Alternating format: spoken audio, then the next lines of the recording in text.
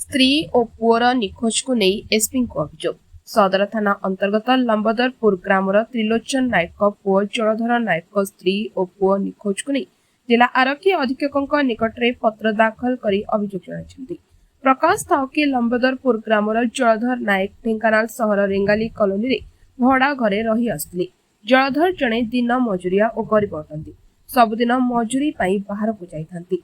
गत 25/7/2026 रिखरे सबुदिन भली कामरू फेरी देखिले घरे स्त्री और पुओ नाहांती। पुओ जीवित अछंती कि नाहांती से जानि नाहांती बोली प्रकाश करछंती। बड़ पुओ को छाड़ी तांको स्त्री सान पुओ को धरी चली जाइछंती। तांको झियारी अनुंक सहित केउ आड़े पळाई जाइछंती बोली संदेह करछंती। मोबाइल ट्रैक करिवारु सेमाने जाजपुर जिला कंकड़पाड़ ठारे रहिछंती बोली जଣାपड़िछि। एहाकु ने टाउन थाना रे अभियोग करिबा परे आज पर्यंत केही सुनांती।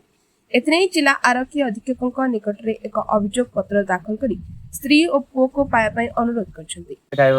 मो सळा हरिया जो आसीदेले सेमाने गले बारी ये कोन करछि मो सान पुओ धरि किनी रेंगाली कॉलोनी घर भड़ा को नहीं रोची। मो घर है लंबोदरपुर आम ढेंकानाल सदर जिला ढेंकानाल मुझे ये भड़ा को थी रेंगाली कॉलोनी रे मो स्त्री मो पुओटा सानटा बड़ा को छाड़ी बड़ सानटा धरिकी पलि 20,500 टका था धरिकी से जाइए। मोबाइल 25 तारीख दिन नगेली सुइच अफ कथा सुइच अफ लोकेशन आज इन ट्राक कलाठू जानी बाहर जाजपुर कांकड़पाड़ बाहर मो पुओटा को मुझे दिन खोजुची जिते प्रकार चाहूँगी पाइबा देखी पारनी कि ये कर पारनी बहुत खोजी खोजी लास्ट जगह को आसी।